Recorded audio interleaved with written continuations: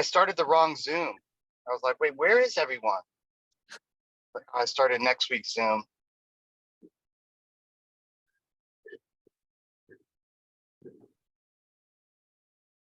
Made it. I'm in Joshua Tree. Oh.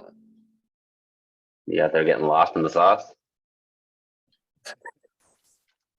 When I was in next week's Zoom, you were at your studio as per usual.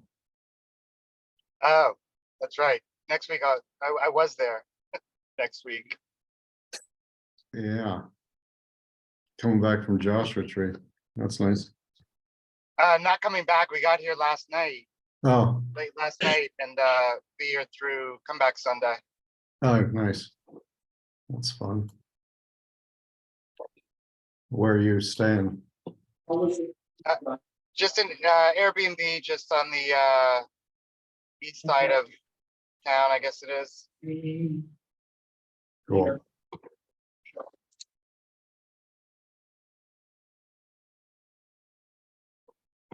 Hey, Dre. Hey, can you hear me now? Yeah, I can totally hear you. I put my weird video on YouTube. They Amazing. used it at this thing that I was at that I did last night. Awesome. I hope people liked it. It was hard to tell because of the I was a virtual guest. I liked it. It cracked me up. Sometimes that's enough. That's cool. All right. You have to send me a link so I can check that out. It's on the NFL YouTube channel. Okay. Oh, okay. You made it public. Awesome. YouTube channel.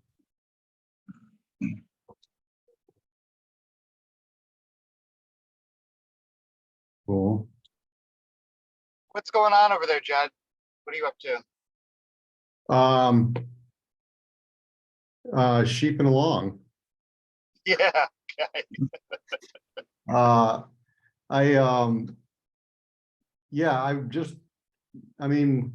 guess a few things, but the thing I'm trying to stay most focused on was just having everything prepared for the cards. Yeah. Just wanting to get those fired off, I suppose. Yeah. And wait, go ahead. I was just gonna say, like, I'm holding shit up. I know that. Yeah, that's all right. We'll get there. I mean, anything I can do to help, I'll do what I can with organization or whatever it is. But yeah, we should I guess when you get a chance, just look more at the details of what it takes just to keep the process going with the manufacturing, and then with Dre, you too, just what little bits we can do to just keep the ball rolling with that one. I'm open time wise to do it when you guys are. So Yeah. Hey, are you around? I sent that note about Camille and I were gonna meet for lunch on Monday. yeah, that should be fine. Monday, yeah. We have to figure out where we're gonna meet. I was sort of vaguely thinking, well, either Atwater or West Jefferson. Yeah, okay. Yeah, I mean, Atwater is more convenient for me, but I'm down to do either on Monday. Okay. That should work. Yeah, that should be no problem. Yeah, Camille's over this side of town. Yeah. Like way. She's in Altadena. Yeah. Yeah. That's good. Yeah, so Atwater might be easier for her, but it's farther for you. So whichever, maybe Jefferson's a good place in the middle. Yeah, Jefferson definitely not in the middle, but she when I proposed those, she was game to explore. She's like, I've never been over there. Yeah. Yeah. I only know there's like that one area. There's Johnny's pastrami, which I've been thinking about actually lately. All right. And Well, I does, might, it does your guy is over there, right? Is he on West Jefferson or West Adams? he's on West Adams, but I think they're closed right now for public, Oh, okay, especially on a Monday, I think. okay. Yeah, I might be on like eating soft foods that day. Oh dear. Oh dear. I don't know if I told you that, but I gotta get that. I'm going part cyborg. I got an implant in my mouth. It's in Okay. like 3 hours. So Yeah. So I we'll might get be, smoothies. yeah, something like that. I might be fine by Monday. I don't know. I've never, Okay. I've never done this kind of thing. All right. But yeah, Monday's cool. Yeah, we can catch up on some other stuff. I know you guys have been busy. I mean, I probably have a range of other weird things I've been thinking about that would be good to go over. Yeah. I think I figured out just a way to start working, um which is it's what I started doing with the cars, which is I basically just take the image and this is gonna sound silly, but I take the image, I throw it in a in this just a very super like stripped down, no features text editor that I Uh-huh. use, and that way I have the image in front of me and I just kind of start writing. So I think what I'm gonna do is, basically try that just to kind of get into a flow. And so I'm Cool. assuming that the images are somewhere where they're just like individualized, Yeah, or could be. No. yeah, they are, and I probably could, like I was going to update a few, so you know what I could do is I could break it into maybe a small folders too, if that's helpful, just so you look at a couple at a time. I don't know, or all of them. Either way, yeah, I'll point you to a place. Okay. Um, yeah, and then, yeah, I mean, there's kind of like that overlying structure, like this was this breed or that, and I don't know if that's helpful or not, but I could like, somehow highlight like, oh, this one's this one's from that breed, and maybe that's just some backstory for you. But it also is Yeah. kind of how it's it's also kind of how it's situated for the how it's all populating in the Google Docs and stuff. So, Sure. if it's not a prohibitor, it would be, good to consider some of those details, or we can Sure. rewrite some of those details. It's kind of like, Yeah. yeah, I kind of just laid it out in a way where I was like, okay, here's a good structure and kind of how I arrived at making a lot of them. And then this is sort of, their sort of backstory from like prompting, I guess, or thinking Yeah. about. So yeah, it should, and it sounds like with what Jay did last, they can be pretty short descriptions, like I don't think they need to be nearly or there's enough room if we're going to stick to the card structure as it is. Yeah. Do you have an idea what the word count is or character count roughly? I think, Dre, you wrote somewhere like 460 characters, but I could be wrong. I think that was like last thing I remember. Yeah, I don't remember exactly what it was, but I can go back and do a character count. It was based on fonts that I had chosen in the space that we had, so that Yeah. can be adjusted. Yeah, I think you had it in some chat or something. I think for some reason I remember 460, but yeah, take a look at that. So that's pretty short, I think, right? In comparison to, Yeah, that's pretty short. yeah. I mean, if it need to be longer, we can make a little more room probably in the design, but Yeah. I don't know. I mean, it's good to just kind of have that constraint, just work to it. right. Right, yeah. It'll be so yeah, I can from what we're saying right now, I'll try and, give you a simple place to look at. Okay. Yeah. That sounds great. Yeah, and I don't know if anyone caught wind of it, but I kind of mapped out our process just sort of in a Figma doc and posted it sort of in the Sheep channel, is just if people want to see kind of what's gone on and sort of how, at least from my perspective more visual. It's sort of just like a map. I think I showed Dre one day, and I think I pointed Brandel at it because he was sort of the one that kind of I don't know, he's the one that sort of made me think of the idea by asking a question about process and how things are being done. So I put it there for anyone that kind of wants to just see how it started and sort of where we're at. Cool. I'm not sure if the link works. I think it does. Double check it somewhat. Yeah, it's good. It works. Well, yeah, and I'll add to it as I kind of, as we kind of do other weird things. But yeah, that's sort of what I've been up to. Who else? What else is going on? I can give some updates. I've been missing y'all. It's been a few weeks. I was on the road and then had a friend in town. I don't know. I'm lost without this. Though I've run into Thomas a few times because he's on my way to school. So we should get that coffee at some point. I keep meaning to reach out. I've been going on trips with the SFMTA's bike cyclical network planner. And I think I've like duly convinced him that skateboards need to be built into the plan. What they've been calling their active communities plan is really just like a sort of, I don't know exactly what kind of washing this would be, but it's a bicycle plan. And by calling it active communities plan, they make themselves more open to funding for different types of grants, but it's still mainly for bikes.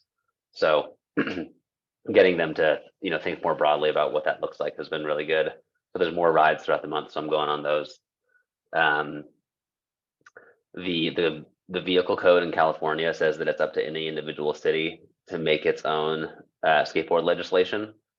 So that makes for a pretty fun opportunity. San Francisco has like the chance to be a thought leader in terms of its approach to skateboarding. So excited to do some of that. And this guy's been sort of like asking me to pull out whatever I can regarding policy. So there's like a direct invitation to write language, which is cool. Other than that, I just got confirmation that I'm teaching middle school this year, teaching 5 days a week at a middle school. So I'm moving on from 5 to 11-year-olds to do 12 to 14-year-olds for the summer. And I've also gotten an invitation from the Native American Health Center to do some classes too. And that's like 8 to 17-year-olds. So I'm looking at like wow, that's all pretty cool. Yeah, it's pretty neat. So by the time I'm done, like by mid-July, I'll have had, a few hundred hours of experience with like probably about 250 kids ranging from ages like 5 to 17. So I think I'll be able to like successfully, or like I think I'll be able to say that I like know how to teach these kids to at least do the basic, get on a skateboard and learn to ride component of it. So, and I've got a ton of documentation. And I'd like in the last couple of days was sort of set up like sort of a hierarchy of language, like understanding that like there's Comet Skateboards, which is like this company that makes tools for space travel. But then beyond that, there's like a Space Travelers Coalition that some of whom teach within a soft wheel skateboard or the soft wheel skate school using soft wheel skateboards.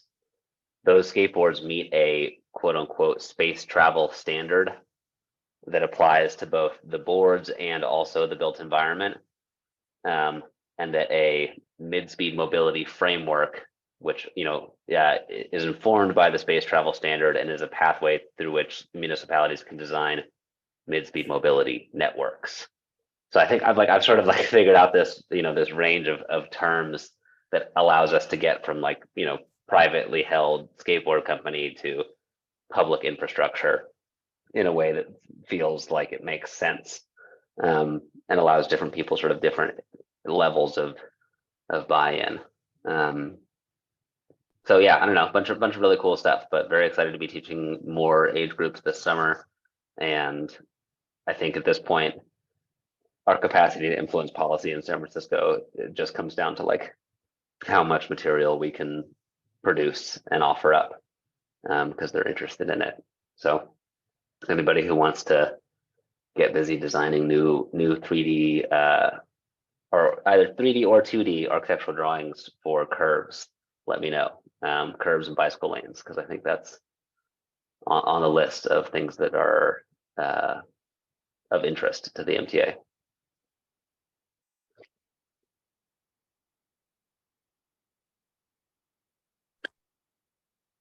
That's good stuff, man. Congratulations. Thanks. Yeah, Yeah. having a lot of fun. Yeah, let's get a coffee. Maybe figure some stuff out.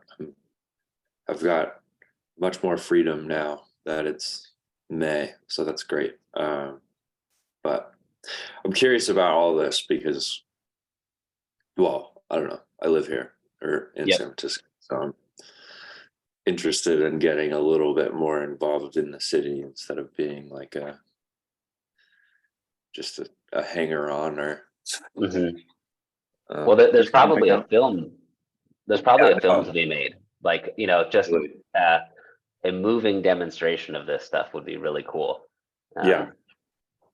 I'd be and, you know, super into doing that. I've actually been, yeah, we can talk details, but I'm trying to get like I'm on the market for like a camcorder and just like a camera to have like fun with and do fun stuff with. And I feel like that might fit. I mean, depending on what you're looking for.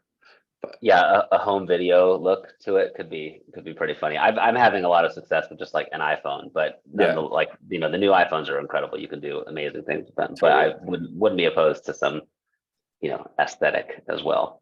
I mean, yeah, we'll see how aesthetic it gets. I tried to do it I had to shoot video for this exhibition that I was in, and I was like asked to like document all the projects, and I was like on a skateboard in the exhibition, like skating around and with a camcorder that I rented, and it definitely didn't work. And I went back and did like very much more classy footage.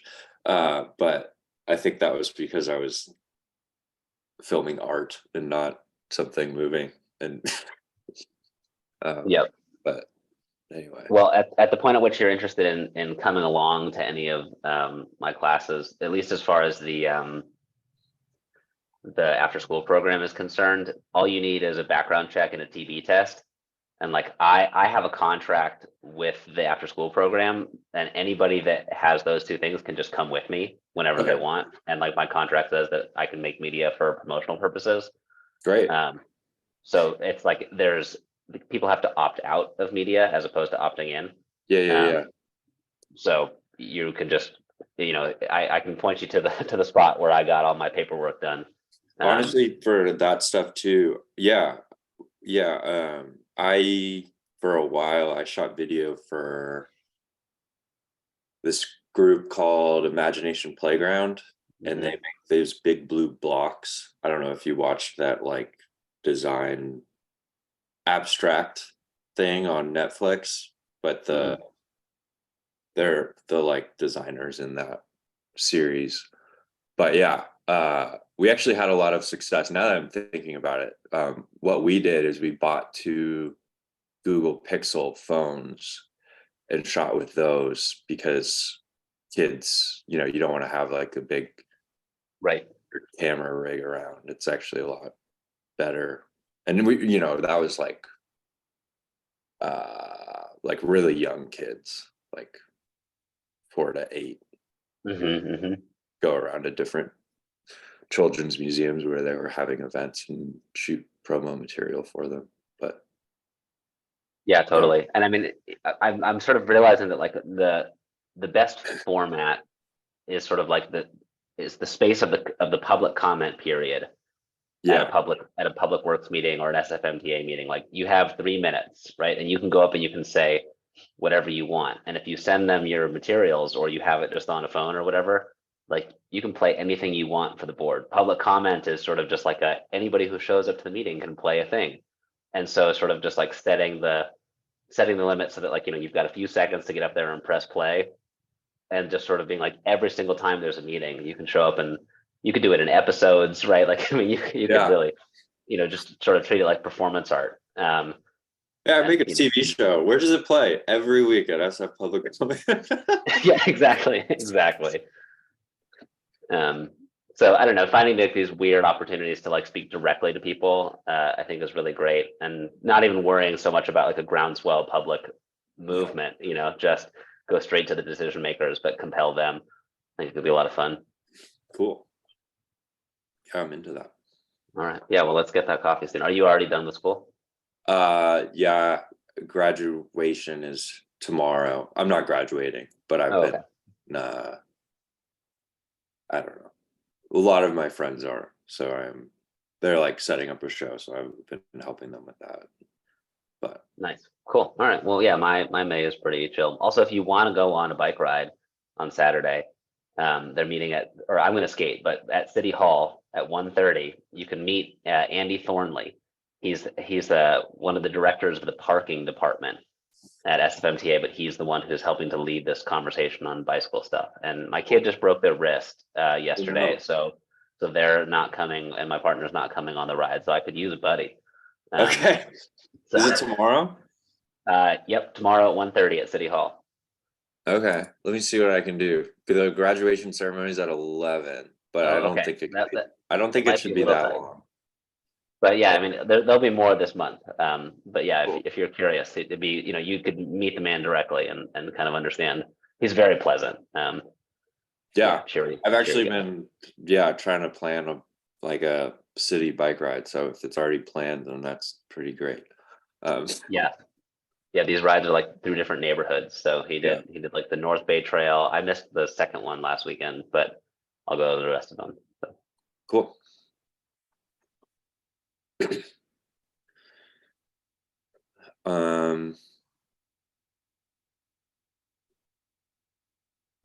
I'd say Green Pages is making, I think Tuesday will be a fun meeting if people are able to attend, because I'll be sharing some like maybe 80% there graphic treatments of articles to kind of like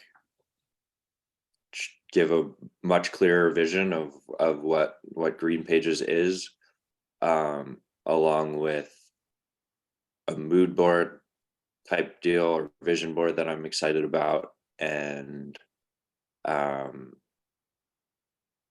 just the regular kind of brainstorming deals.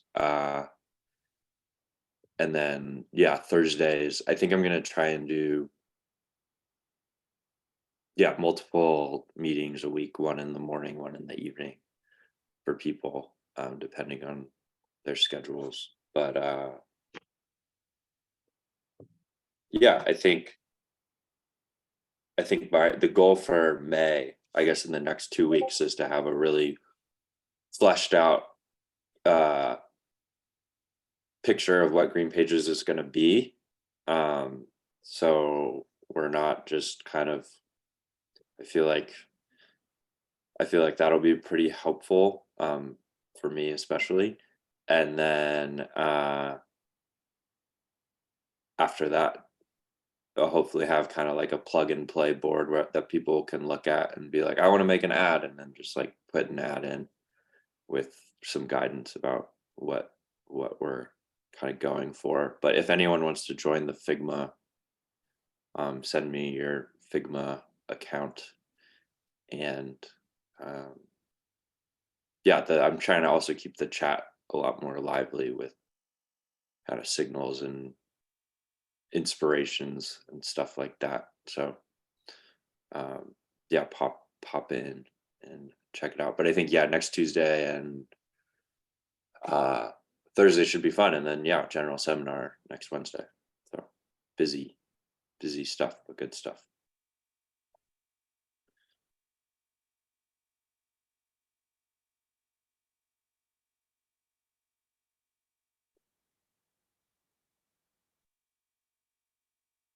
Dre, are you in your garage?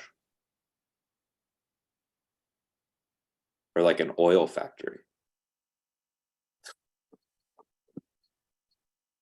I am partly in an oil factory. I am in a I'm in a very large shop.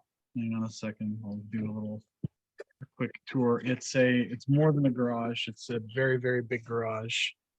Yeah. This Oh, is there. my Okay. this is Cool. where I'm living. This is where I'm parking, and it's got nice big ceilings. Yeah, it's my dad's mechanic shop inside a warehouse. So there's people over there working on forklifts. You'll hear some noise. I'm staying on mute. And yeah, I've just got access to tools and toys, so I get to make a mess and have to take a well-deserved shower at the end of every night.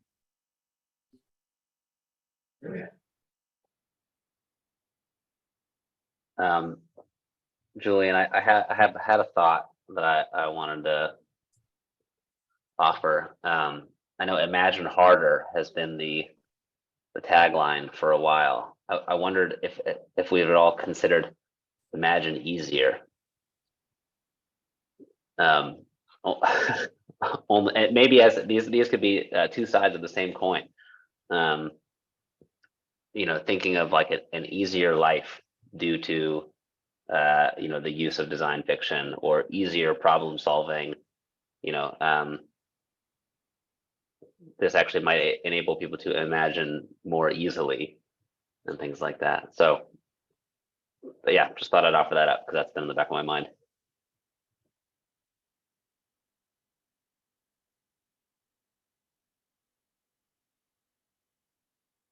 Yeah, I get it. I don't think Imagine Harder's caught on enough to do a rebrand.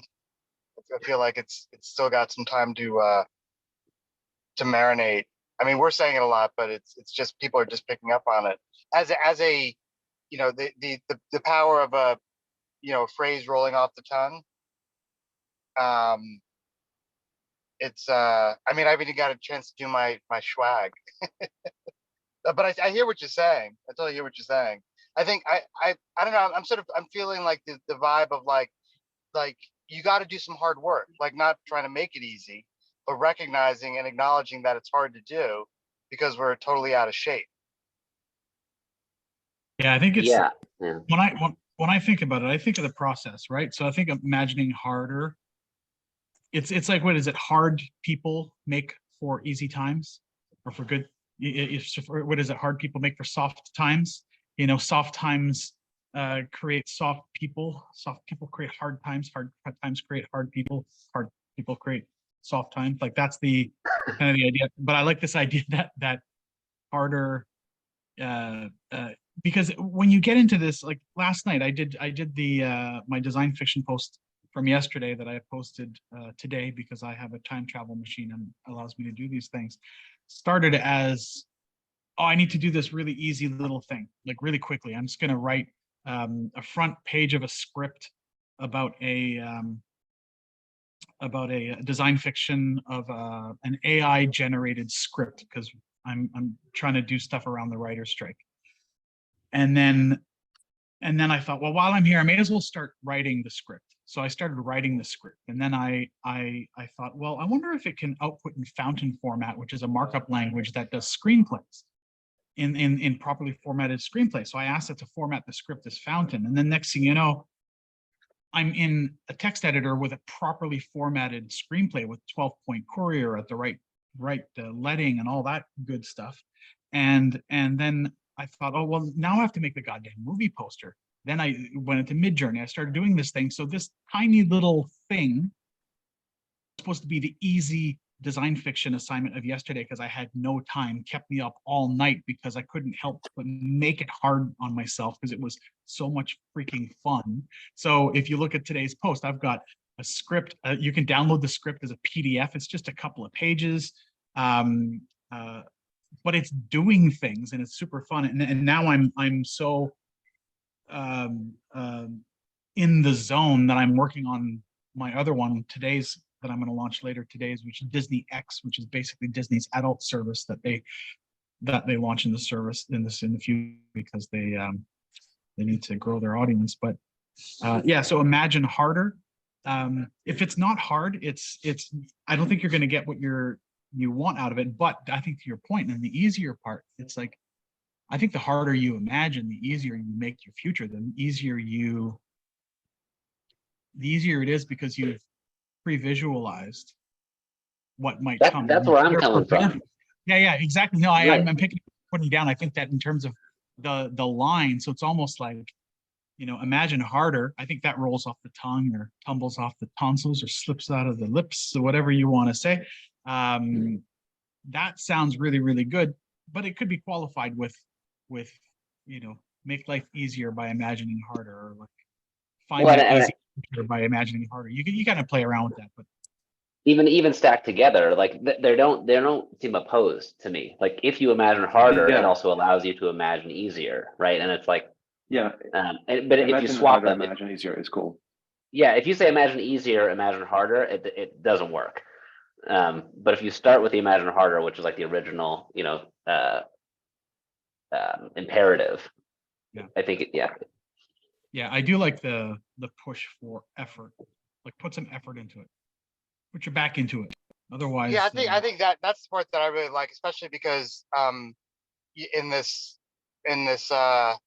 hopefully the book after this next book, it's sort of basing it on that, not directly, but inspired by Bill Bowerman's jogging thing, and playing, and really digging into the exercise metaphor, which I think makes it quite a bit more legible.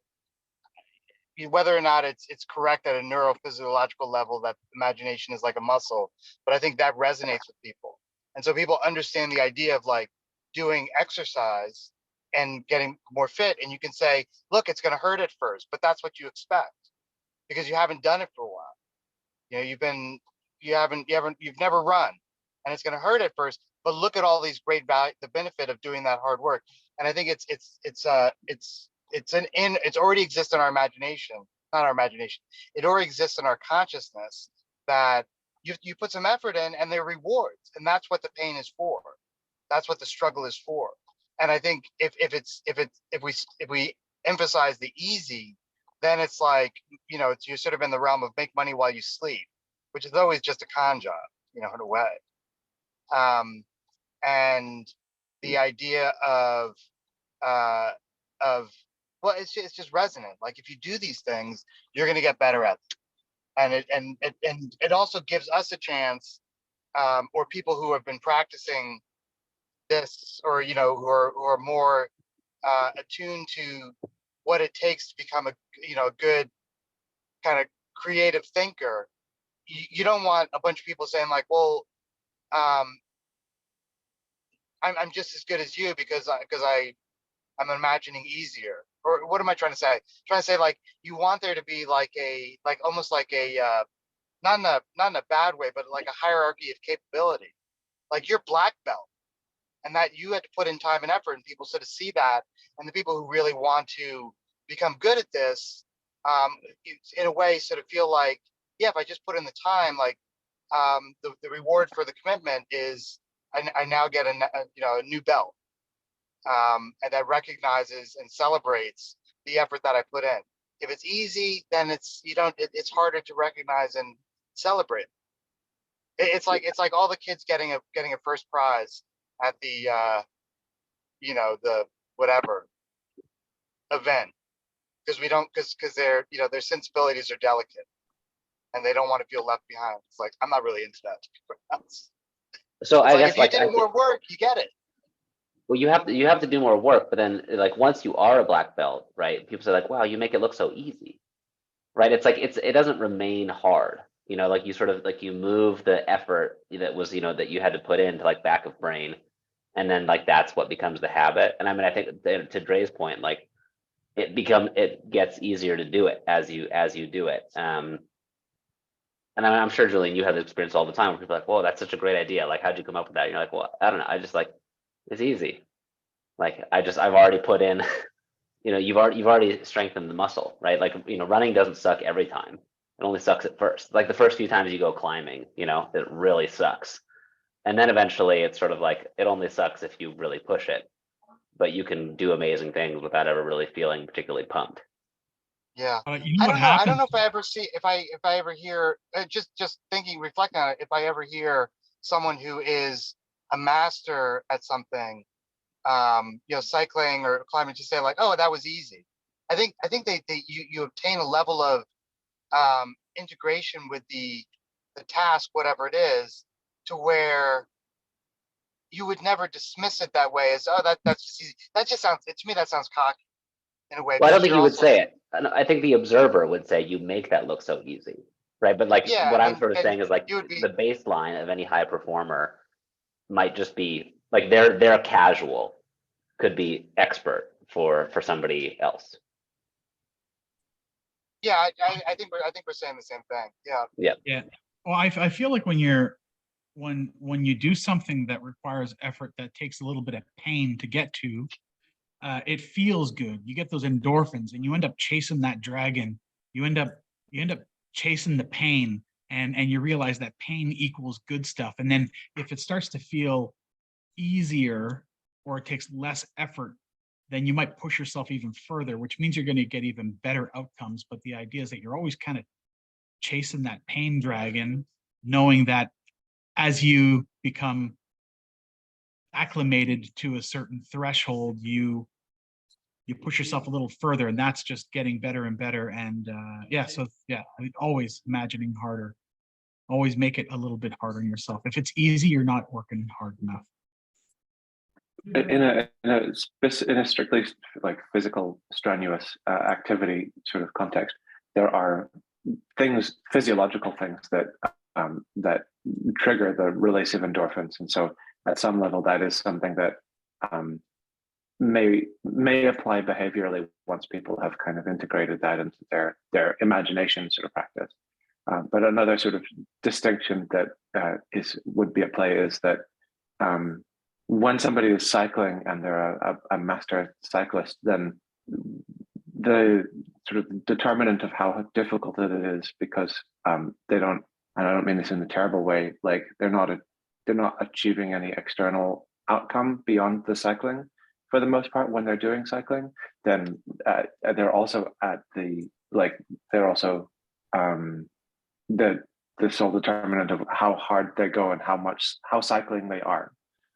Whereas when you're doing something like imagination, there's something that comes out and it may be adequate to do less of it, that it can be easier if you're just doing that. But, you know, because you have the ability to decide how much imagination you're doing, then you can imagine as hard as you can every time. But there are also sort of concrete outcomes that you get from imagining less hard that might be what people need from you at a given time. So there are ways in which it's the same as like physical strenuous activity, and there are manners in which it's different. But yeah, it's interesting to play with, to think about what the practical consequences of somebody being something that I was thinking about is divergent thinking is an objective, well, not an objective, but it's sort of a concrete measure that a lot of people use in psychology as a sort of an assessment of creativity. And there are, under sort of psychological assessment criteria, various things like that people use to say, like, this person is more imaginative or creative, or that this activity, like sleep loss, apparently has a massively detrimental impact on people's divergent thinking. So there are sort of assessment criteria that people put on things that are close enough to creativity that some people will completely conflate them. But yeah, so in terms of explicit achievements, you could look for some of those and see where people are as a consequence of training. There's a good Huberman lab recently that came out about the science of creativity and how to enhance creative innovation. I'll drop that in the chat. Kind of a fun one.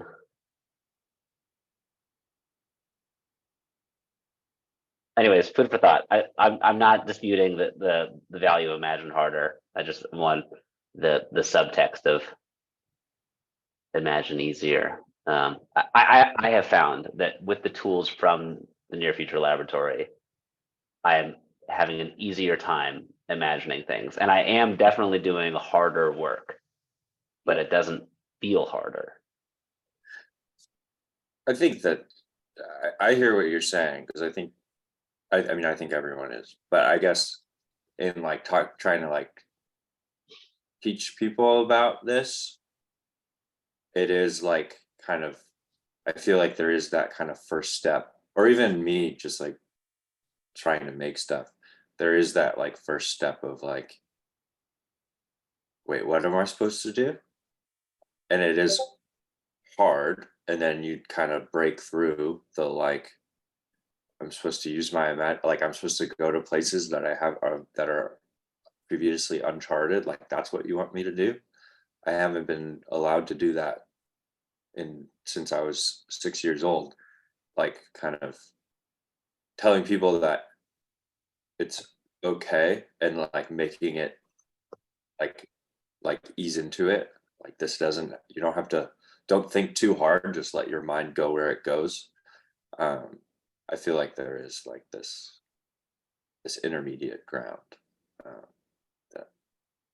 I mean, I think thinking about it gets people stuck in their head, right? Like, just do the thing. It doesn't have to be, as like the way people like position things or sort of make things more academic or just make it harder than it has to be. That's people getting stuck on their own head. And like, I feel like near future lab tools jailbreak a lot of those processes, with the cards and stuff, right? Like, you don't have to think so hard about it. And, it's more about the effort you put into sort of generating the work, as it were, and like the thinking of the work. So that resonates with me. I like Imagine Harder. I think it's a good entry point. And like, I think it kind of speaks to the, how people use the word imagine, right?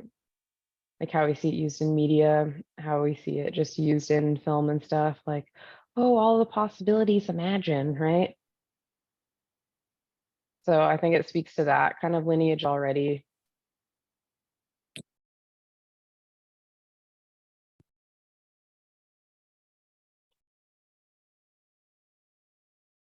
Okay, now to swing us to something different. Is anyone getting weird new metal signals in their just feeds and general stuff? New metal. Yeah, like I was listening to this interview by this hyper pop band, and I started talking about Limp Bizkit, and recently-ish, there's like a documentary that came out sort of about that period of time. I'm just wondering if there's going to be like a musical resurgence of that style, or if this is like very niche and only in sort of the content I'm consuming, because I'm doing a lot more music adjacent sort of content stuff lately. Well, I think as 90s trends continue to go, I mean, We're there. new metal is on the tail end of that. So, and the other thing to recognize is that, guitar has been on the outs for a number of years. There's a lot of like most top 40 singles just don't have guitars in them at all. And now I'm starting to see a resurgence of guitar related music. And I think there's new metal, but now there's this metalcore is also starting to do a thing. And you're starting to see bands like Ghost that are popping up all over the place. And yeah, so I think new metal is going to come back. I think guitar stuff is going to come back in general, but I think metal's been on the outs since like the late 80s and even the mid 90s. So I think it's time to come back. Okay. I was talking to someone, and their perspective is it's not really worth it to learn anything new, because in 3 years an AI is going to do it. Like, do we just kill the joy and motivation for people to learn? Nah. No, I like, there's a difference. There's so much of a difference between like the product of learning and the experience of learning. And like if what you care about is products, like you're already dead anyways, you know. And I don't know. It's got to be like nothing's going to get in the way of process, and even using AI to support process still involves some like agency.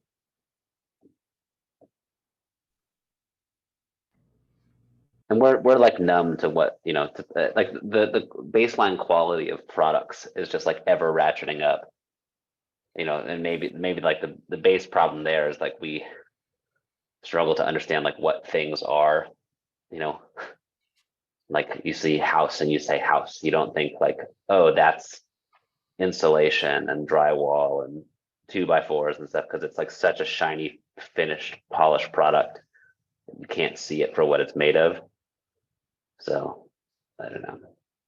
But Yeah, I think a lot about this in the context of AI and you know, the predictive processing and embodied cognition and all of those things tell us a lot about, or give us a frame of reference for what it is that learning and knowing is.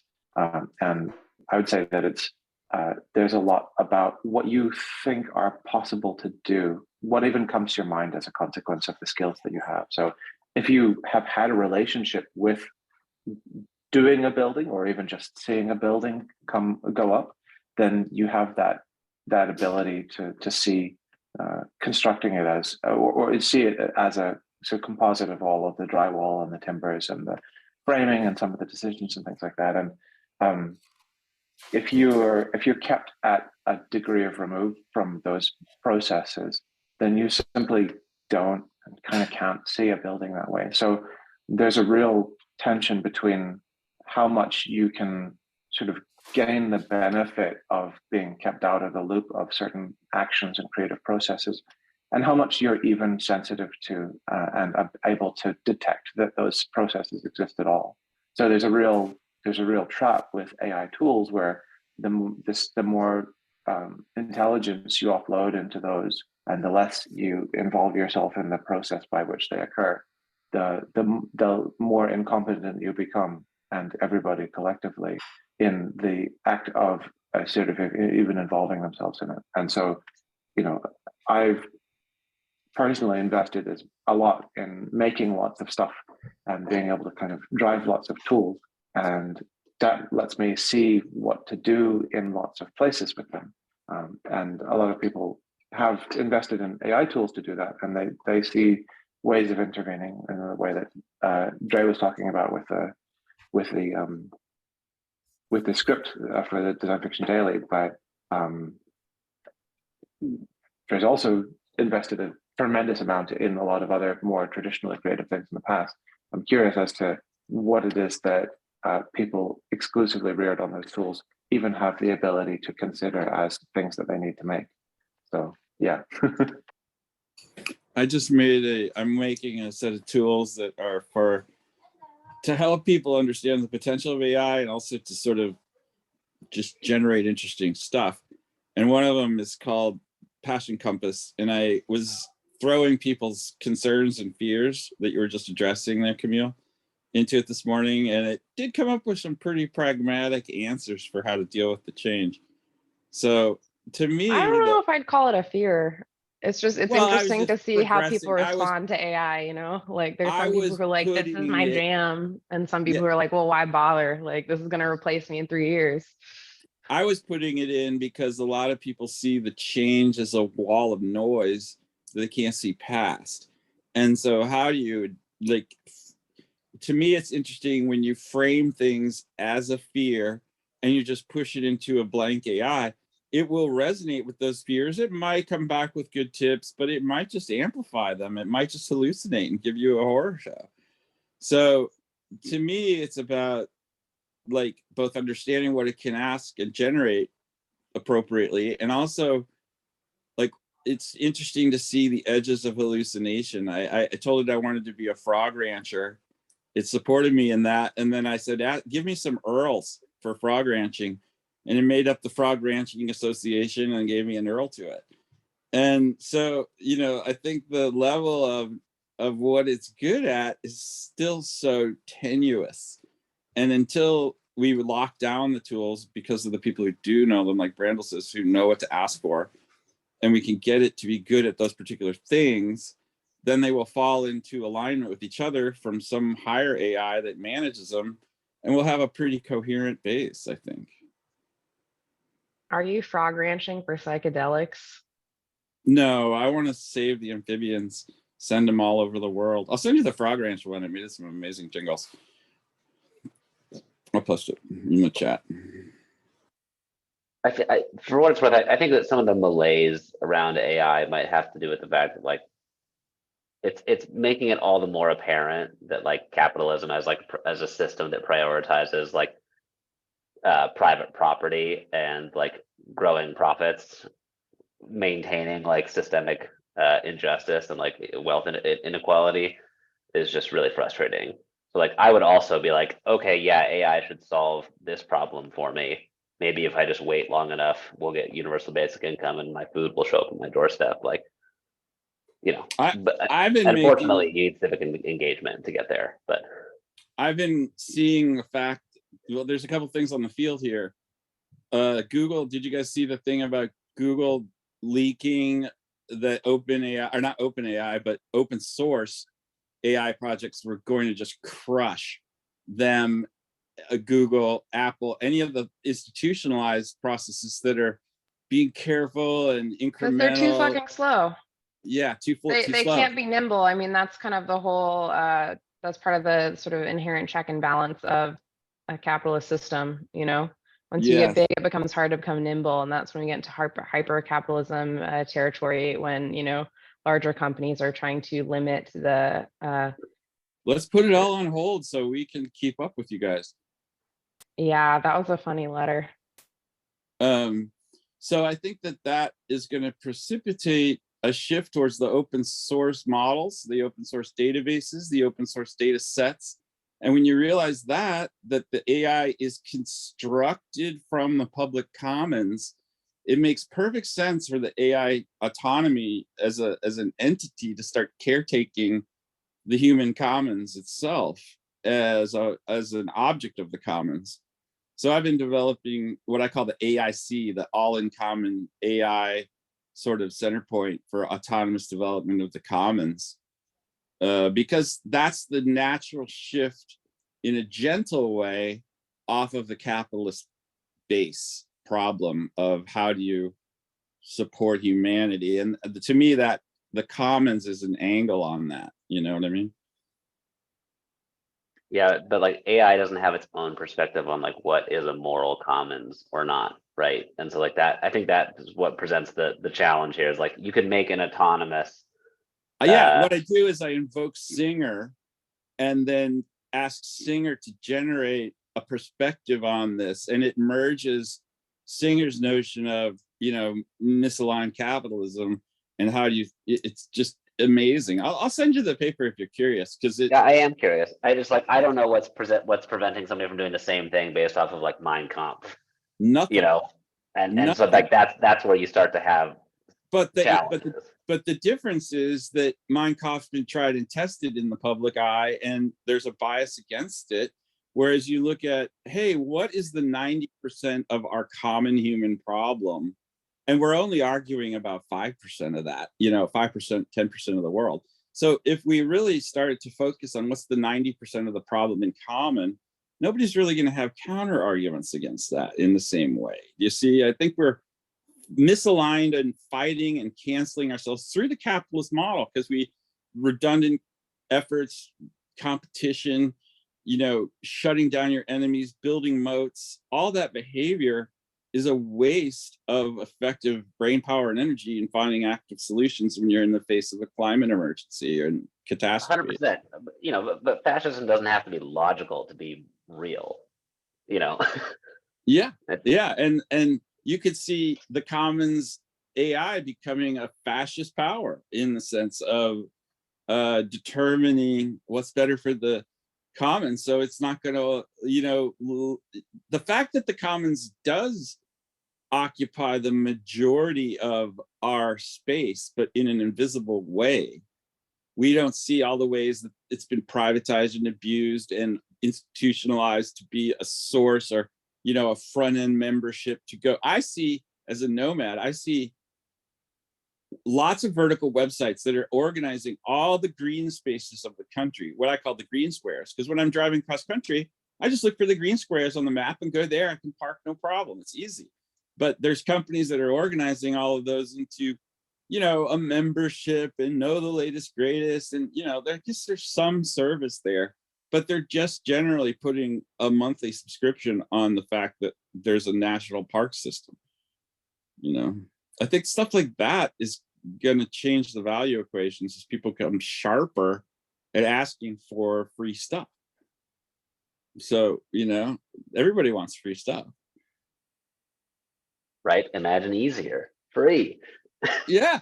And everybody doesn't understand how capitalism's failure to manage scarcity is actually what it's really good at. And so when you get to creating abundant content, abundant writing, abundant media, and your imagination is in your own hands, all of a sudden you can create an experience to experience that, and you don't need anybody else. That completely demonetizes all Hollywood.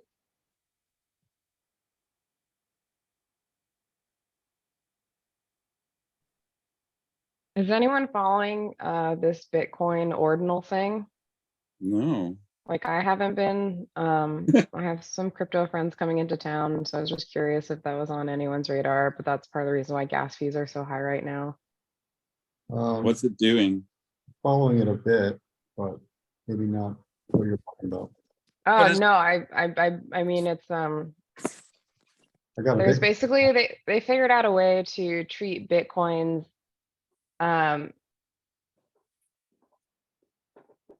Bitcoin ordinals are digital assets inscribed on a Satoshi, the lowest denomination of Bitcoin.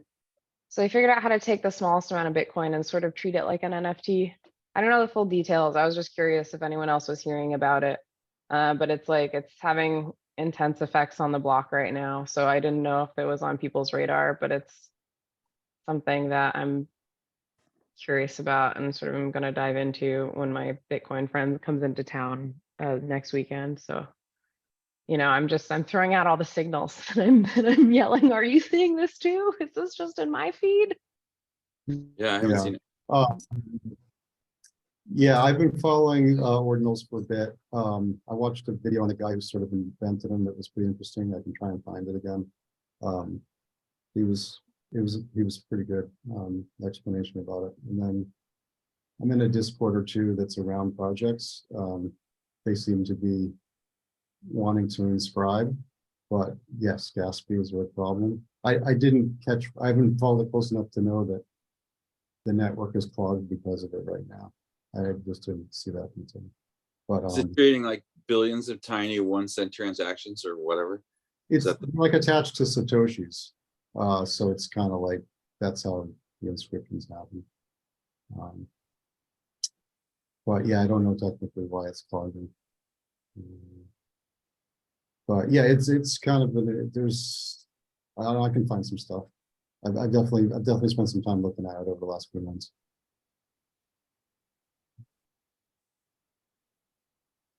Also, I wanted to shift the conversation a little bit because I feel like it's so easy right now to default to talking about AI and it makes it feel like AI is the only thing happening when it's not. So I'm just also trying to hold an awareness of that a little bit as we converse.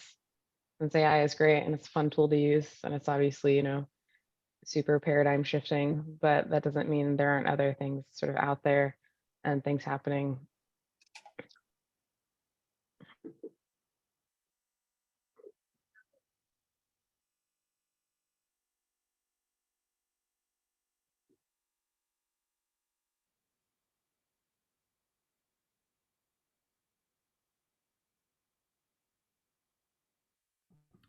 So the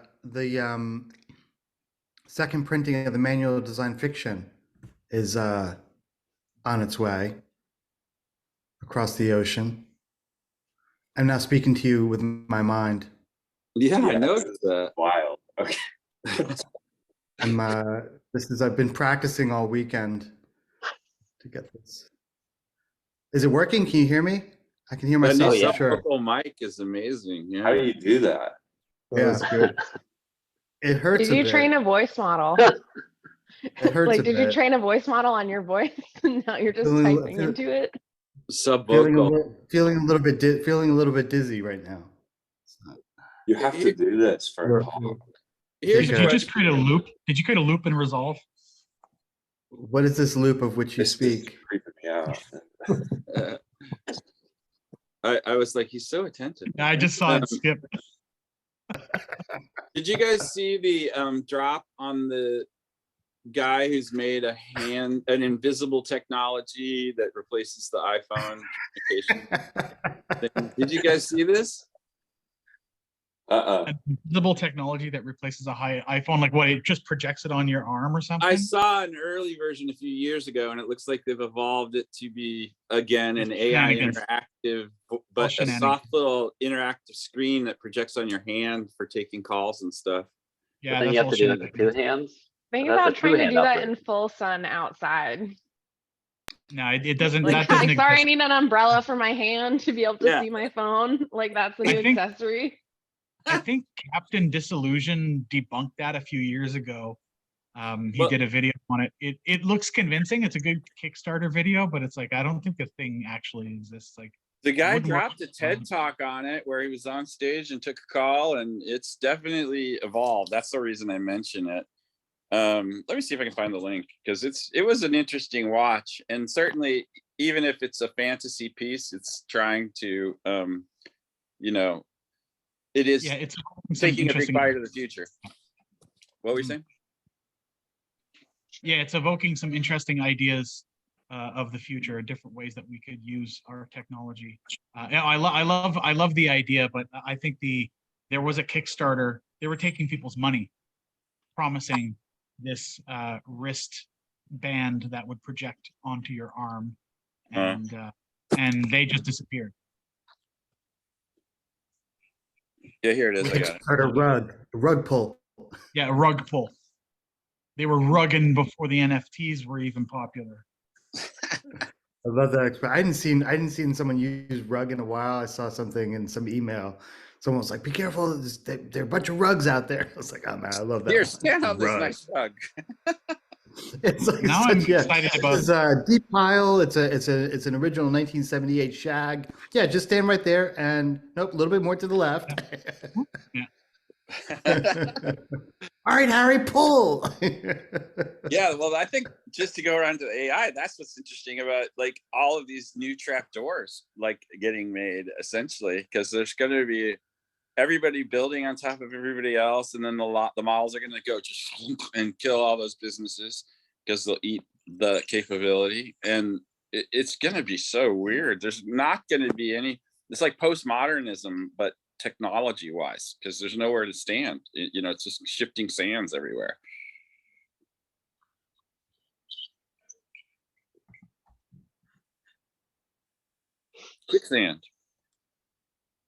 Quicksand. Yeah, I made a rug that looks like quicksand.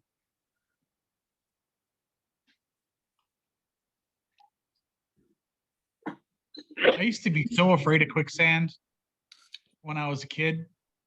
I've never Well, actually we were seen really told it quicksand would be a real in my life. problem, weren't we? Right? Well, Every cartoon, like everywhere. We archetypically, were. quicksand's Hey, a we big were. danger.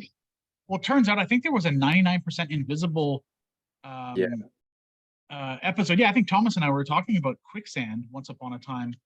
And I think right after our conversation, they put out an episode about why is it that quicksand used to be such a thing once upon a time, and we haven't heard about it in like 30 years, which I think is a really interesting. It's an interesting danger trope. They It's update the like plot cultural, like existential threats are like generate. They go through periods, right? So it's Yeah. like there was, depending on what's going on in the culture. So there was the communism, whatever. Was the guy existential ripping threat. that The off. Red Scare.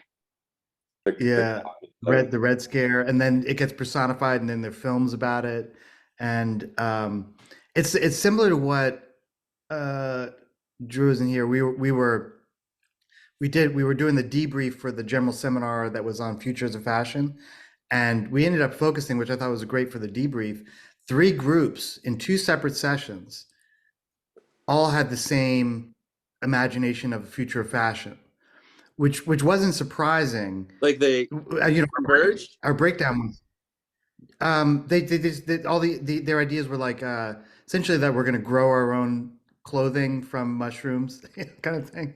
Cool. And you just break it down, it's kind of like, okay, well, you know, we stopped, we said, like, where did that come from?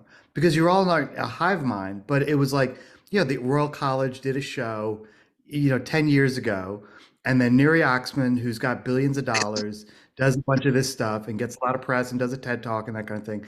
And then that's the imagine harder part. You want to say, like, imagine harder, that dream, that's someone else's dream. You're living in someone else's dream. Not to shame you or make you feel bad, but it's just like, recognize that. Where did that come from? And it's low hanging fruit. It's easy to kind of go to and say, like, well, I think that, you know, and you would even recognize, like, I didn't dream that, like, I've been hearing that enough. So I think that's the future. And I guess what I'm saying is, like, but what about all the other ones that we haven't, no one's even uttered yet? Aside from the fact that the mushroom one makes me want to throw up forever, like, wearing mushrooms doesn't seem like a good idea after, you know, Last of Us and stuff. I'm into this refurbishment. That's my new strategy. I'm in, like, taking apart electronics to keep parts of them, like batteries and stuff. And like these headphones, like, this is not, you know, the original finish on it, but the headphones still worked, but the outside was like, all the fabric parts were totally fucking trashed. And like, it seems like a good way to, like, demonstrate a value system, right? Like, I value this thing and I value that it lasts, and I will, like, treat it well, despite the fact that, you know, 99% of people treat these like as, you know, consumables. And, you know, sort of what's the value in fixing something instead of just buying a new one, versus like, what's the value in buying a new one when you can just, like, fix something, you know? Because I'm sort of assuming we're going to approach this paradigm where, you know, people have less money because there's less job availability because, you know, AI. But like, at the same time, people have more time because of AI, right? Because it helps with productivity. So sort of falling within that gap, what does that future with people look like? And that's, to me, like, that's more kind of culturally, like, looking at, you know, refurbishment as a more sustainable model, you know, and refurbishment as the first choice instead of the second choice in terms of consumptive culture and practices and stuff. So, and I think that's kind of part of the, you know, like, how do we move away or position ourselves as sort of separate from default society, right? Like, when does someone buy something new and you're like, oh, gross, like, you should have just bought one used, right? There are a million of those out there, you know, and is that not a reaction we have? And sort of why and why not, you know? But that's just my solar punk idealism. I mean, I think it's an interesting. I also like the refurbishment take, and I think it's also, like, definitely catching on or becoming more of a thing. Like today, I think Nike just did a campaign that was, Yeah. it was called, like, Oh. reuse, rethink, recycle, which sounded pretty familiar to something. Repurpose, add an R to that. Um, Why would you want to buy something new when you could make something from scratch or fix it for, like, double the price? Well, now are we talking about right to repair? No, I mean, that's We a can bit of pivot a, into that. I really got into making a lot of stuff, and that every time I would make or fix something, it always cost more than if I had bought it brand new, which is a really terrible indication of, like, oh geez, this is why we live in this culture, because it's just cheaper to buy a brand new thing again than it That's is to by fix it. design, though, bro. I know it is, and that's why I love the idea that, like, this thing costs, this broken and now fixed thing is worth more than a brand new thing, because of the time and the effort and the sweat and the energy that went into it. But yeah, I'm into that. I scavenge a lot. Like, most of my furniture is scavenged. You know, the reason that these look so nice is because I had another pair of headphones that died and I got a free factory replacement for it because warranty. Because I'm sort of a power user with headphones. So, you know, that it was helpful because I sort of already had spare parts lying around to like do the inside ears and stuff.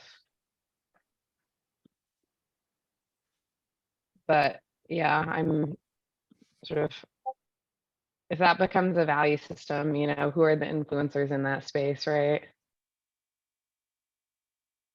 Yeah, Like I would wonder, like, what's the minimum viable product for tools that you need to have around to fix things, right? I mean, this goes back to the house question. What is a house, right? Like, what is it to repair things? What are the skills that you need to have to do those things? And if that's not taught from a young age, then it's so much harder to learn that as an adult than it is to learn it as a kid. Be like, things that are broken can be fixed. Great, I go get this tool. Tools are I think that interesting has to because be. what they end up making Okay. fasteners. They end up making so many different fasteners that there have to be multiple screwdriver heads. When really there could just be one screwdriver head that just works, one standardized size. Everything should just go USB-C screwdriver. yeah, USB-C screwdriver. And everything should just be metric and keep it simple. But yeah, I think the minimum viable tool set would be a pulling thing, a twisting thing, a turning thing, a smashing thing. Like those Everything in this shop is a hammer, except for a chisel, which is a screwdriver. yeah, that could work. That could totally work. Like And that then could be a really cool product from the future, right? It's, or you know, it's whether it's the little guidebook or the actual, you know, the instructional or whatever, like these are the only tools you need and here's why. You know, like what's the kid set? And like is the kid set actually, can you buy it for your kids and they can use it their entire life? I mean, that's why people, you know, like go to yard sales, like and find places where they can get old tools. Like there's definitely a Yeah. culture of people who are very invested in that because, I have you a know, thing that is a stapler, I guess you'd call it, except it doesn't need staples. It's like a 1940s office tool, and it cuts 2 slits in the paper, makes a little tab, and then rolls the tab all the way through the slits and locks the paper together.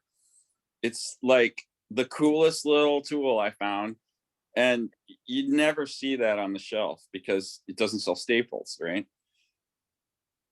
So there's such an interesting reorientation. I posted my art of upcycled metal beer cans in the Discord. So if you see I do art with cans. nice. Yeah. Yeah, well, that's like looking at repair structures as more community resources. Like, you know, in the past 15 years, there's been this push for, you know, libraries to become maker spaces, right? And more communal resources as related to that, but they're all kind of minimal. It's like, oh, we have a 3D printer, and it's like, cool. Does anyone here know the software to be able to like use this effectively? You know, but like how crazy can you go? You know, like when is there going to be a local foundry so I can bring my cans and get stuff cast, right? That was one of my AIC projects, regional 3D printing resources using sustainable local feedstocks. You know, you just dump your compost in, get that cellulose, keratin, whatever, and reprint shit for people. And Yeah. the original computer centers back when PDP 1170s and DEX and co-op computing was the way to get on a machine. I saw a takedown that compared that kind of computing center to the 3D printing resources in terms of what the scale of the machines cost, the number of users they can support. And it sort of showed how 3D printing resources are going to be recapitulating the desktop computer curve, if you will. They cost about the same as, you know, just when you layer it all out, it's very similar. I mean, I think the hardest thing with 3D printing in terms of infrastructure right now is like there aren't really 3D printing recycle plants. Like it's cheaper for me to throw away this material. I don't have the ability to compost it in my own compost pile because I'm not heating my compost. It's not getting hot enough, right? They sold, there's a company who sold this like desktop sort of composting unit for kitchen waste, and they said, oh, you can recycle PLA. And it's like, the PLA is like, has to be like, 10% of the mix, and you have to have all this other stuff in it. And it doesn't really compost well. It just like dries things out and kind of grinds it into dust. And it doesn't do a very good job with that with PLA, right? So to me, like the biggest thing, and I know some people who are doing like, like a very direct, like we built a custom 3D printer so we can kind of custom recycle PETG. Bye, Jed. Julian doesn't weigh. He's just, this is his looped video. I'm just always gonna assume that. So it's yeah, I think infrastructure wise, that's one of kind of the biggest challenges that's related to this. Like, this type of work can create a lot of waste, and that waste can be recycled, but it's still too niche to be sort of recycled large enough, right? Like recycling centers don't take this material. Like compost places will probably just sort it out whether or not it's compostable when you have it in the city compost. They don't accept it. So Seems then like you there could just be like a, you're sort of surrounded in waste, and you're like, fuck, I invested in this hobby that I thought was gonna, make my life better and empower me to build things. And now it becomes like, wow, I'm just creating like all of this waste that I know can be recycled, but recycling it also like changes the strength of it and stuff. And then it becomes more, should I just like custom build a printer so I can custom, like grind up plastic and like recycle things sort of like in the precious plastics way, which is like way more upfront investment and like, is not like an everyday entry level or sort of more desktop printer user isn't going to take that approach. So they're already like, this generates a lot of waste. yeah, but the necessity is really that there needs to be some kind of bag you drop all your failed prints in and mail the good quality material you bought and printed with back to the place to be shredded and re-threaded. The other angle is like soda bottles. I've seen guys that are just build this little razor thing, and you put the soda bottle in, you just peel off as much polyethylene strand as you want. So I think there are some inexpensive routes to having recycled materials as 3D print stock. I also feel like the nature of this is really like Epson trying to get printers and then selling you the material to print it with. And so there are people who work on, like you say, grinding and remelting, and there could easily be a device that turns up in the next year that really handles that, because you can mass sort the material. I mean, there are like there are devices you can buy and stuff, but again, that's another kind of investment in the tool chain, and it's not cheap, and it's not necessarily consistent in the way that like it extrudes and makes material, and there's like a limit how much you can recycle stuff in a certain way. There's all trade-offs. So yeah, exactly. Sorry, I'm getting into the weeds a little bit, No. but I'm just like, I'm seeing a lot of de-influencing. I don't know if this has come up on your feeds. The amount of times I've referenced feeds in this conversation probably says I'm spending too much time on the internet. But it's kind of the trend of like, oh, we've been brainwashed by influencers, so let's like, de-influence, right? And it's about like debunking like Amazon fines or like buys or whatever. I watched that with the van life community. Everybody loves or hates it. There's people who are making money with their Amazon store, living the dream out in the road. And then there's, it's just totally a thing. Yeah. So it's like, what's kind of that pendulum sort of swings further away from influencer culture and that de-influencing, right? Which I think we're seeing in terms of the emergence of micro communities, right? How everything is niche, how suddenly like, everyone has like a Twitter, but they also have a Mastodon, then they also have a Nostra, like the way just things are kind of spreading where there is kind of no central, well, that's centrality of the internet net, feels right? gone It used now, to be right? flat. It used to be flat. Then we got the volcanoes, and now we're getting back to flat again. I don't know. I think we're getting into more valleys. Volcanoes are growing more dramatically, so they're more sort of little crevices in terms of the landscape of the internet, right? The bubble tongues. Yeah. Like we're leaning more into that, so things get sort of more dramatic, and I think it's more potential for more sort of dramatically different futures, or showing people with dramatically different value systems that feels much more believable sort of from the outside. Because I think this is something we're seeing in real time, right? Like when people stopped like being on every social media platform, et cetera, or kind of How much, Julian, this is a question, a deep one for you. How much do you think people's notion of the future actually is what's navigating them in the present? So, in the terms of these valleys everywhere, they could all be said to have very different pictures of the future that they're operating into. It's a good question. I'm not sure I would probably take in the direction of just for the purposes of expanding the question and what I think Yeah. you're asking, like less a how much, more and maybe starting with like this happens. Like we're living, our consciousness is kind of like, it's baked into it, doesn't question outside of the understanding and appreciation, Extant just like with reality. ideology. Yeah, like it's like we're synced into it from from birth, in a way of like what to expect, and that I'm sure that evolves over time, but it is back to that thing like that. If you haven't read it, it's probably worth digging up. It's a fascinating and very quick read called "Resistance is Futile," something something something and something something something or something like that, by Genevieve Bell and Paul Gurish, which just kind of lays this out in not even in very terse terms. It's just kind of more an example of how a particular vision of the future, like you become. So you'd be familiar with that, was and where that came from. And I think that's part of the mission here in a way, to the degree that there's a mission or like a driving kind of inquiry and desire to kind of create the tools and the mindset and the consciousness and the conversations and the artifacts that help remind people like, oh shit, yeah, that came from someplace. It's not a given.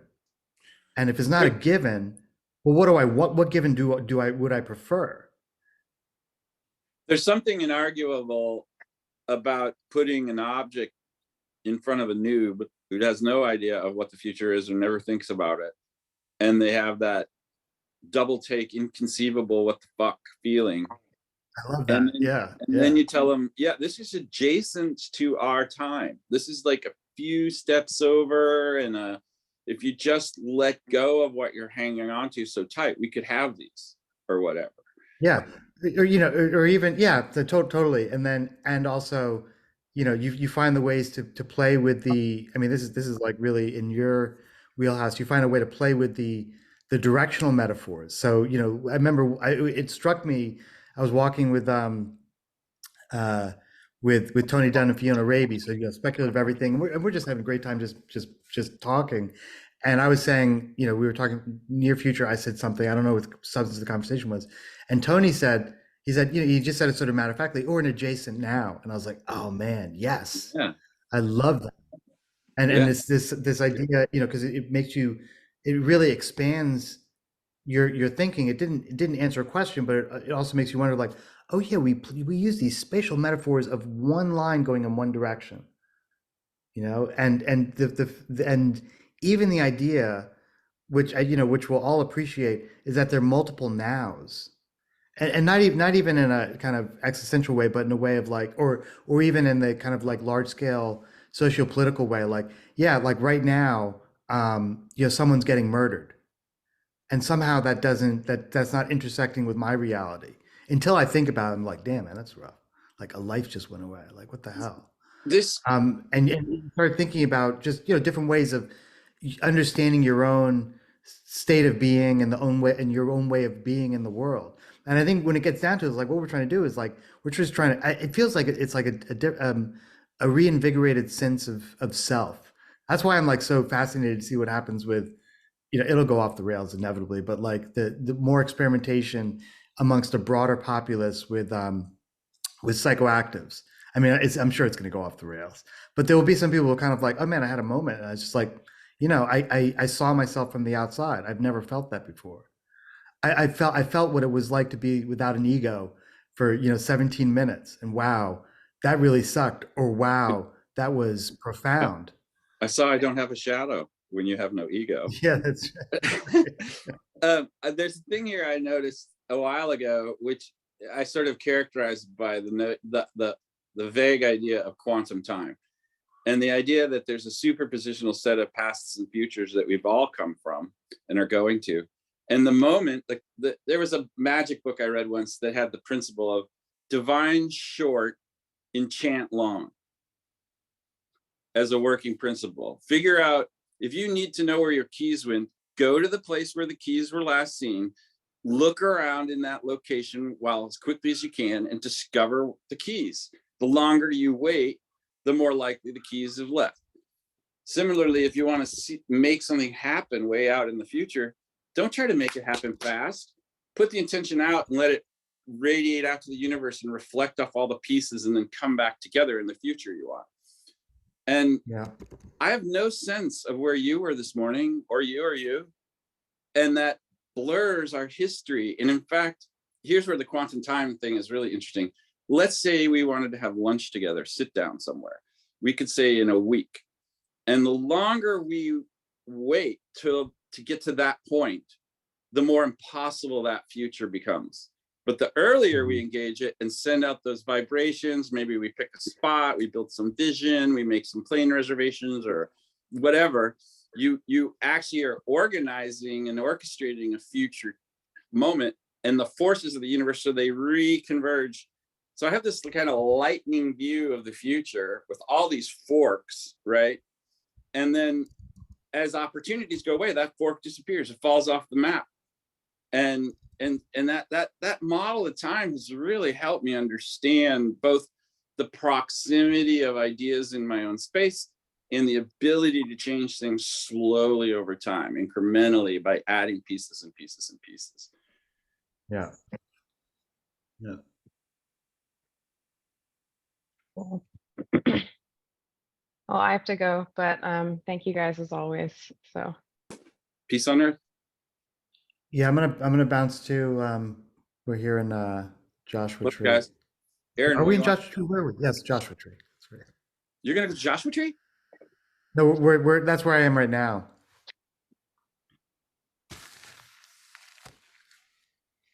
How? How am I there? Yeah, I'm confused. What do How you mean? You do not look like you're at Joshua Tree. I'm really impressed with the synthesis you're providing today here. What do you mean? Because I'm in this Airbnb? Oh, is that you're in an Airbnb out there? Yeah. Awesome. Yeah. You know, there's a tree that grows in the Anza-Borrega Desert. It's about 1 foot tall, and Right. it grows a perfect fractal. It's a single stem. It divides into 4. Each of those divides into 4. Each of those divides into 4, so on and so on. If you find a good example, it's a perfect square from the top. It's just a complete mind blow. Flat on top, this beautiful architecture Oh, coming weird. down. Keep your eye peeled if you drive through the Anza-Borrega. You're real close. The Anza-Borrega. Yeah, you're real close. It's a weird place. It's like a canyon of gravel pits almost where these things live. How do you spell it? Like an Anza. Anza Borrega, Borega. I found one of them years ago, one of these plants when I was coming out of Joshua Tree, and I hung it on my wall for years. It was a very, very satisfying little plant. It's so amazing. Okay, this is cool because we don't have any. The missus is doing an ayahuasca degunking, but we don't have any plans. Good, yeah, for later. A noble endeavor. A fractal tree is perfect for an ayahuasca. Yeah, habit of it. That's great. Magic place, wonderful place. Cool. Did you guys want to keep going? Or? I'll chat a little bit. I'm just happy to talk to anybody about anything. Yeah, so. I'll hang out for a sec. I got a few minutes. Cool. Okay, let me so it we doesn't can cut jump off. to Messenger or something if that helps you. I don't mind either way. If I make either of you a co-host, then I can leave without ending the call. Cool. Okay. Random, I'll make you the host. You've got all the power now. Do I have to And hang now- out in a special way, or can we just leave? I think you should now have a button that says end or something. Okay. I'm imagining. I'll just leave. right. Okay, good seeing you, my friends. We'll see you around. Peace. Good luck. Thanks. I love Joshua Tree. I've never been. I've driven through it, but never. I used to climb in Boulder and stuff, and the nature of the granite there. It's all this sun-flaked granite, cold chips all pop off in the night, I guess. And so the texture of the rock is like, it's the most traction out of a rock you could ever possibly ask for. So it's great to learn. Is it always changing too? Like all the route you get like new versions of the routes because stuff's popping off. I don't know about that. The rocks that we climbed on had some pretty established rocks and cracks. You know, I did that actually was where I did my hardest climb ever, was Joshua Tree. And I think it was a 10-8. And yeah, there's every level out there. It's just so cool. And each rock is its own little thing. I think has very established set of people who, you know, go there and love it. You know what I mean? Yeah. It's super cool. What have you been focusing on? Are you doing you know, what have you been focused on lately? So let's see, I think you popped on. I gave an update, but so I would say like two basic things. One is that I'm expanding my teaching stuff. So this summer I just got confirmation that I'm teaching middle school. So I've been doing elementary school skateboarding. And this will be my first pass at doing like 12 to 14-year-olds. That's a good age. That'll be engaged.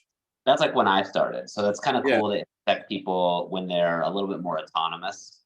And also you're giving them autonomy, really. The skateboard is idea. Autonomy.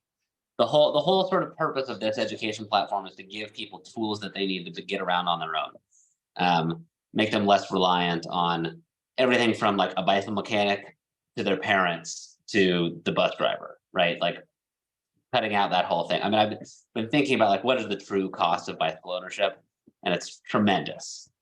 Like it's not, especially these days, because they're $1,000 object easily if you're getting a good one.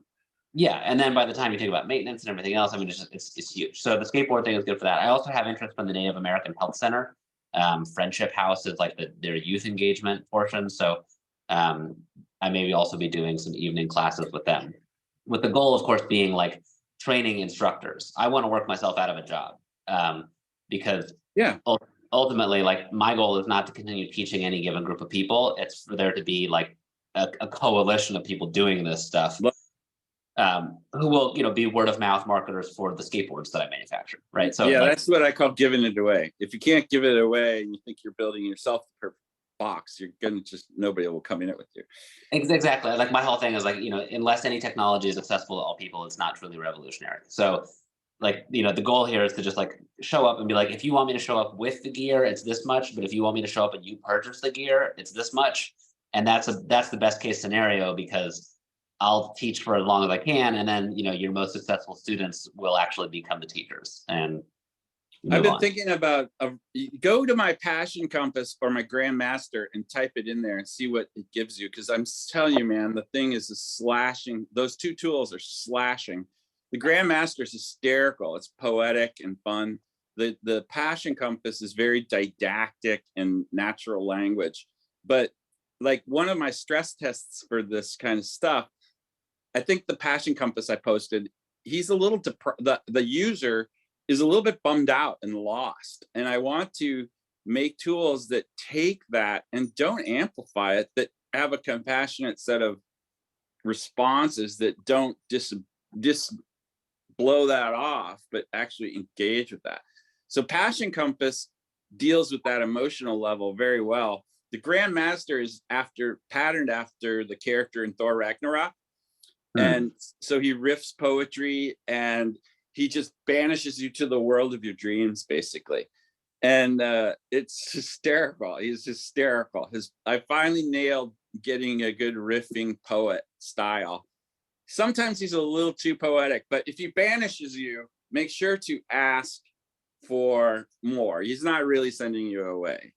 And man, ask him for some project names or some jingles, like 10. And he will crush it. He just crushes it. It's hysterical.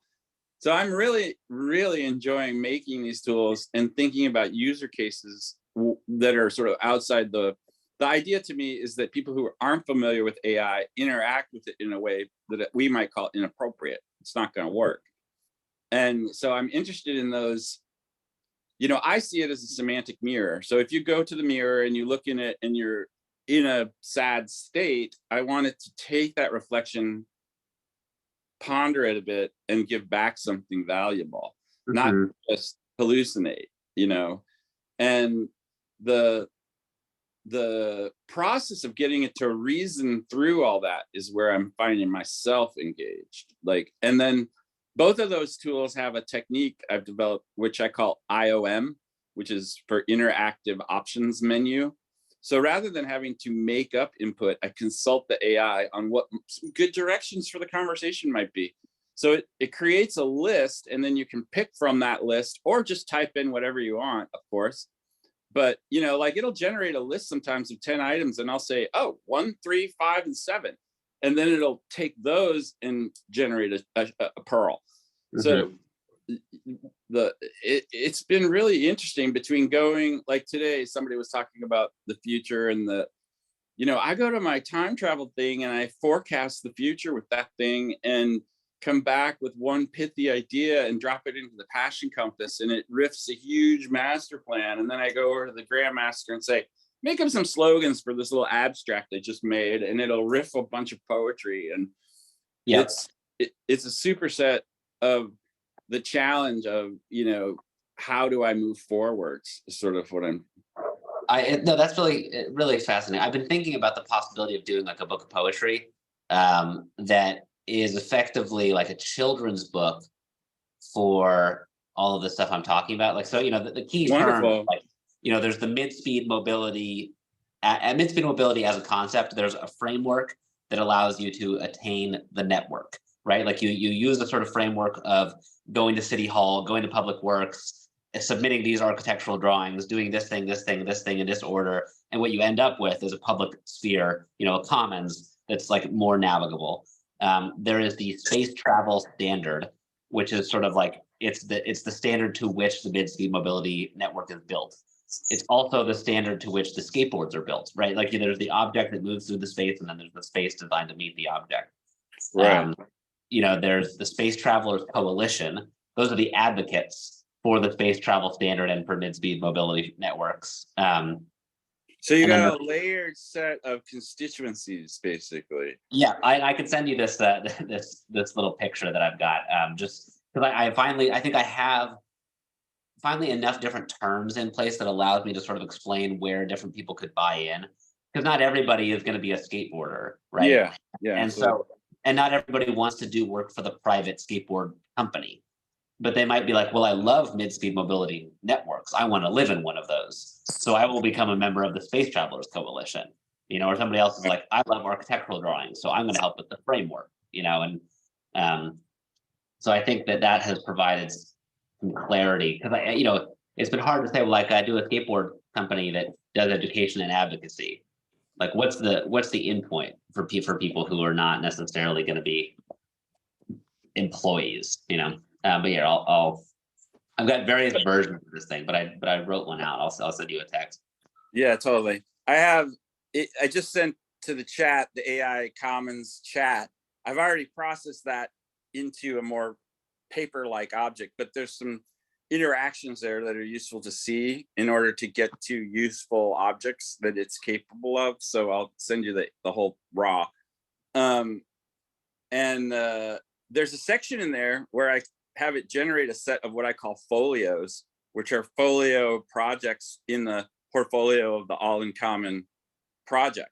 And so, you know, the thing you're talking about is absolutely already inside of the wheelhouse of what it already generated. It's really quite like, the thing that blows me away is once I get these tools made and I start putting my actual stuff in them, it gives me back so much material that is ideas that have been bouncing around in my head unfocused, and I can see them materialize on paper, which I recognize as the simplest, most direct way to finally share them.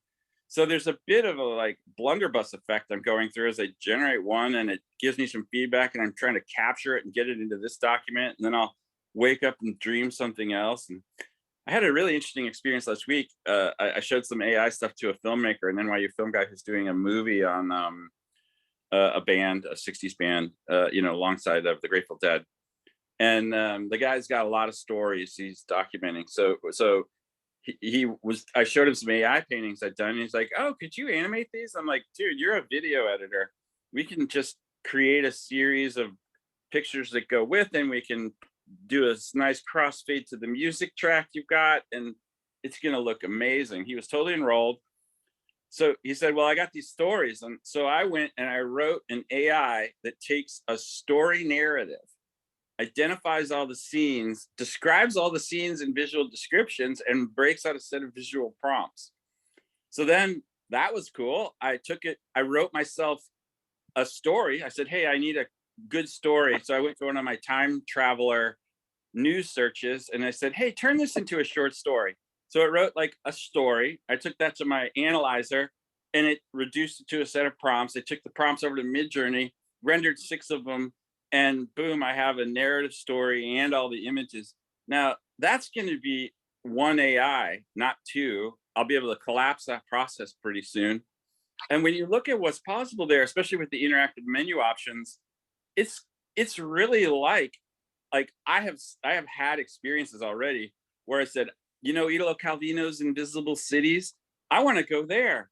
And boom, it starts listing cities and talking to me like I'm Marco Polo, and I play a text adventure game where it's writing options. Do you want to go here? Do you want to go there? And it was like literally, here's my interactive prompt, here's the context, go. Mhm. And the distance to creativity and personalized experiences is going to be profoundly short. And Right. all these writers need to shift their gears from writing explicit plots to writing core characters. Yes. Okay. So that I think is where I landed with like becoming a skateboard manufacturer. I was a media maker, right? Like my background is in photography and writing and design, all this stuff. And like now, instead of photographing a scene, I make the tools from which the scene can emerge, and then am perfectly happy to let other media makers do the documentation component of it, because They're inspired and they will go naturally. right, whatever story emerges from the object, Yeah. from the hammer. I don't care what house gets built. Here's the hammer. Yeah. And but when you shape the hammer appropriately, it will build you skateboard parks. Right, and when you design the skateboard, appropriately, it navigates the built environment, right? Like it does. It's not just for the skate park, right? It gets you places you couldn't have otherwise gone. So what you're saying is, how does the skateboard allow me to change what ecosystem of my society I'm participating in? Yes, I can actually move myself laterally into other places that were not accessible, and I can reconfigure the shape of my landscape in new ways. So right. And then there's a second step to that too. Like we make the skateboard, we teach people how to use it to do that lateral movement, and we lobby cities to actually legitimate that mode to the extent to which they start to design the space for it. And it was super interesting to use the passion compass and tell it what you want to do, and then ask it what other constituencies would naturally align with this, and see what it see. It's the elderly. It's the young and the elderly and the disabled. I know you already know, but you might find some new options. And I often say, don't tell me 3, tell me 20, because then you'll find some low-hanging fruit you didn't notice before. Have I shared? I've got like 100-page ChatGPT conversation all about this sort of stuff. Oh my god! I've definitely like scratched for irritants for sure. And like, what's funny too is like there's an initial diametric opposition between somebody in a wheelchair and a skateboard, because they're both trying to share the limited space of the sidewalk. How does that work? Yeah, exactly. But we both use wheels. But it's like maybe the problem isn't either mode; it's the space itself, right? And so it's like the space needs to accommodate their ability to navigate around one another. And so, like, you shouldn't be trying to legislate the skateboarders off the sidewalk. You should try to legislate better sidewalks. There's a meme that came to mind right there. If you're not thriving where you are, like where you're planted, go somewhere else. So yes, but in this case, the somewhere else is either the bike lane or the street. No. What I'm saying as a principal to teach your kids, like now you've got a skateboard, you can go places. Make sure to go places that are good for you. You know, like just realize. Yeah. No, my first lesson to all the kids is look where you want to go. Yeah, nice. It's super interesting to metaphorize the concepts, the pragmatic necessities of skateboarding well in the environment and bringing them down to first principles that apply everywhere too. I think that's probably something that I took away from skateboarding. Like, dude, I do not hit the ground if I lose my balance. My body literally lifts its legs up and I do some kind of cat thing in midair and land my feet on my feet. Even if I'm falling backwards, I'll do like a crunch, a twist, and a land. And it is only because I played with skateboards forever, but it's a lifetime asset. And I think that's where you have an interesting overlap between the disabled wheelchair people and the skateboard people. Like, you're gonna be up there someday, I imagine like a taxi service. Like, the problem with an analog wheelchair, especially if you're like, overweight or whatever, is that getting in and out of a lift is pretty tough. And, waiting for paratransit to come around and get you is pretty tough. You can imagine having like a little flag on your wheelchair that's like, if you see this, give me a push. And like skaters come by. And like, you don't have a motorized, wheelchair, but you got somebody right behind you that can push you up the block. Yeah, for reals. And then, you could have urban integrated sidewalk tow ropes or something you could clip your chair to and it would haul you up the hill, or whatever. Like, imagine a world where wheelchairs are not just for the disabled almost, where they're a more of a I've been designing smart luggage that follows you and it has a flip down seat. So imagine you're going somewhere and you just got to go further and you're tired of walking. So you flip the seat down and, start driving it. And I'll send you one of those. And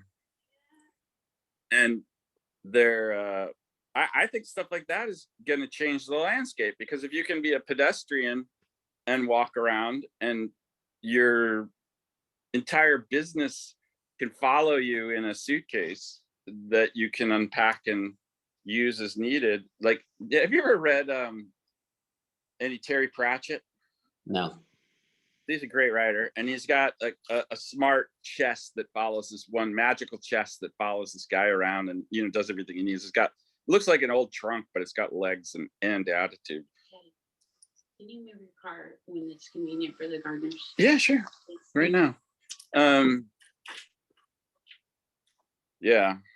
I think the landscape is really bound to change pretty quickly. And the most interesting part of this conversation today was the idea that all of this noise generated by people clarifying against AI is going to reveal these archetypes and constituencies in a new, better way that we don't see each other, right? And so if the AI is able to identify these common traits, which it's clearly can do, we're going to find from migrating to the edges, like the internet is all a bunch of tiny communities. I think that's where things will start to overlap, and these communities will realize they have common problems. I think that to me is like where this really does land. Like, I'm frustrated by this notion of like a sidewalk and a bike lane, these spaces that like name the modes that go in them. And so that's why I'm operating in service of like a mid-speed mobility network. That's like, it's, you don't do like a sharp curve between the sidewalk and the bike lane, or like a concrete wall between the bike lane and the drive lane. It's more about this graduated, this gradual transition between slow and fast, and a more clear sense of like social trust, Yeah. I wonder myself about how the notion of locality and how far do I need to go, and energy of supporting a vehicle. Just like you said, bikes are even expensive. And so my niece just bought she can't buy a house. She's realized she wants a house, she can't buy a house, but she can buy a box van. So she's jumping for the, mobile house platform. She's got enough means to do that, so she's supporting herself. But it's really interesting to see her realign to what she is what she can do. And I wasn't an influence in that endeavor. Yeah. Maybe a slight one, but I would absolutely say that's a viable direction for her. And she's definitely happy doing it. So it's like, in that particular lifestyle, you end up not wanting to move your house around, and you need a smaller satellite vehicle to get down the road, pick something up at the grocery store, come back. So there's nothing better than some a folding bike or folding electric bike. Folding Skateboard. bike, the skateboard to me, because I had a van. If your niece still needs a van, I'm trying to sell mine. But Oh well, I'm interested. okay, yeah, I mean, it's like 2014 3500 ProMaster. It's got 20,000 miles on, or no, 70,000 miles on it. It's in Colorado. I'm trying to get rid of it. It was like a project I started and couldn't finish. Oh. So it's a good van. It's a good van. I had to put a bunch of money into getting it good. Like, I bought it for 20,000. I was like, this is a steal, and then I needed to put another 10 into it, so it fucking sucked. But it's in good condition, and it's got floor and installation already, and it's got the fan installed and stuff. I just had to do abandon a floor, a radial floor, or what'd you do? It's not radiated, but it's like, wood base and then foam, and then it's got cork on it. Oh wow! And Is then it there's a like diesel van? It's a diesel van, yeah. Okay, that's all. You're passing all my marks so far. I was pretty good about it. Yeah, it's a good thing. It just, it gave me, I had a limited budget, and the budget that I had to build it, I had to put into maintenance. So it was sort of like, I'm stuck.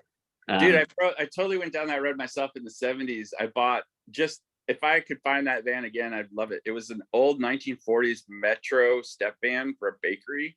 And then it got turned into a plumber's van. And it was so broken inside. The captain chair barely stayed on.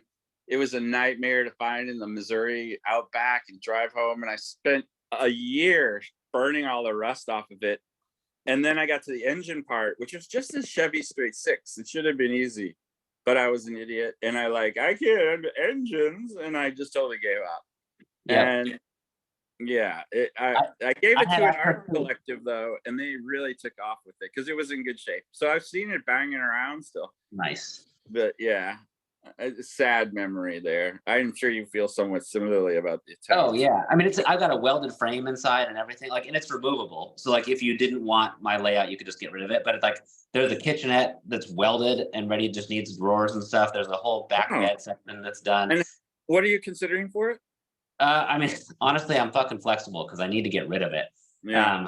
I think it's, all told, that like the total value of it, if you really like accounted for all the money and materials that went into it, it would probably be 40 grand. But if I could move it for 20, I'd be still, if I could move it for what I got it for, and just and completely discount all of the labor and everything that I put into it. I know, right? I think that's an interesting problem that we're going to see happen here as the velocity of societal technological opportunities increases. You know what buyer's remorse is, right? And there's a correlated thing. Like, if you go into a drugstore and you're choosing toothpaste and there's two kinds, your buyer's remorse is pretty limited because this one is what you like, mint, and you don't like cookie dough ice cream or toothpaste or whatever, so you don't have any remorse. But you go in and you see 15 choices and you're not sure you took the right one. You see, I think that's an effect we're going to see go up, and I think some people will develop strategic reflexes to not go over to the new, like not be distracted. It's almost like a Luddite approach to managing your technology choices. Yeah, I think that's part of why I'm designing my skateboards to have very little overlap with one another. Like, you buy this tool for this job, and then you're not like, oh, well, should I have gotten this other one? It's like, no, you wanted to do this job, so you got this tool. If you had wanted to do a different job, you would have gotten a different tool. I wonder if there's like a platform concept where you start with a deck, and then maybe you upgrade the deck to have a battery in it or a bigger battery. So you have 3 decks, and you have non-electric wheels and electric wheels and 2 flavors of hand controllers that could be 3D printed with a Pi in them or something. Like, what about an open source platform spec of some sort? Yeah, I mean, that's like skateboards are already open source because they only take 3 different size bolts or 3 different size nuts. You know what I mean? You can do whatever. Like the skateboard community that I'm a part of, like the downhill community, is all open source. Like people make trucks, all kinds of stuff, and it's cool. What's largely missing is an out of the box solution that's really good, and that's what I offer. Because like there's already a bunch of tinkerers, but what I'm interested in is like people who don't have the patience to tinker. Did you see this? I'm pretty sure I posted it on the group, but it's a new manufacturing 3D printing process, which uses a booklet of, imagine having carbon fibers in a sheet. Mm-hmm. And what this thing does is prints a cross section of the object with polyethylene beads onto the sheet, and these are not melted or adhesed at that point. They're just lightly stuck on, and then you make a book which comprises your new part, and then that book is put into a kiln sort of process, compressed and heated up evenly, and then dropped again, and then sandblast out your part, and it's producing super strong quality pieces. Are they like cost effective? So for what it's worth, I'm looking for a way to print these. I hand cast this, like this is a foot stop for a skateboard. It can definitely make that. There's like a gnarled texture in here. Like it's a pain in the ass to not the casting is casting, but it fucking sucks. And to do this on a 5-axis CNC, you could get them for $25 a piece in China, but like it's so subtractive. Like it needs. I'm looking at like either SLA, but it's like it needs to be durable. The whole 3D printing conversation we were having earlier. It's like the material is not necessarily strong, and I need it to be, Yeah, what's cool about this is that the polymer is not melted into one layer. It is given a chance to integrate up and down, and is strong enough at that level to bind one fiber to another. And then that's where your strength is. Your forces are running through the fibers, and the plastic serving as a structural matrix. And because the fibers are chaotic and they're not following like the line of the vase printer or whatever, you're given a much more cross-linked kind of end product. So it definitely is going to make it possible. I don't think it could handle temperature, but I think it could handle everything else. So you can the only temperature would be like the heat of it running across the ground. We're not talking like 1000 C or anything. Just like it's going to heat up because of friction. I don't know if it could handle that knurled effect at this point, because you're sandblasting it out of the part. But I didn't see that it couldn't do that. Yep. Cool. Yeah. I got to run for now, but if you're interested in this van, I've been trying to sell it for a year, and I just need it to go. Got it. Well, let me meditate on that. I just tried to buy a Sienna, and I'm sort of in love with that form factor at the moment, and the more modern. What year is the ProMaster? 2014. Oh, so it's probably got a pretty comfy set of controls, but probably no lane management or no drivers features. Does it have a good, like, what level is the cab driving experience? Oh, it's fine. Yeah, I mean, it's got cruise control and it's got Bluetooth. That's what I wanted to know. Basically, cruise control. Yeah. Yeah, and like cool. you could swap out the whole deal to add Apple Play or whatever else you wanted. But I don't care about that stuff. I care about the embedded features. Like the Sienna has so much technology in it. By the time you look, it's like for me, living aboard such a thing, it's like I do like the full set of features. I feel like the stealth solution in the ProMaster angle goes so far down, and one of my big priorities, I guess you'd say, is having stealth Yeah, So- I didn't add any windows intentionally. It's a Oh. no window all around. It's made to be pretty. That was my goal too. I mean, I was intending to be, pretty out of the way. Right. I could send you pictures and stuff. And like honestly, like I said, I'm really just trying to get out of the hole on it. Like I don't need to make a bunch of money. I'm happy to sell it to a friend. Well, I'm happy to learn about it. Let me meditate on that. It could be just what I need. So send a picture. Okay, I will. Thank you. You have a good day. Thanks for Yeah, you hanging. too. Peace. Peace. Yeah, exactly.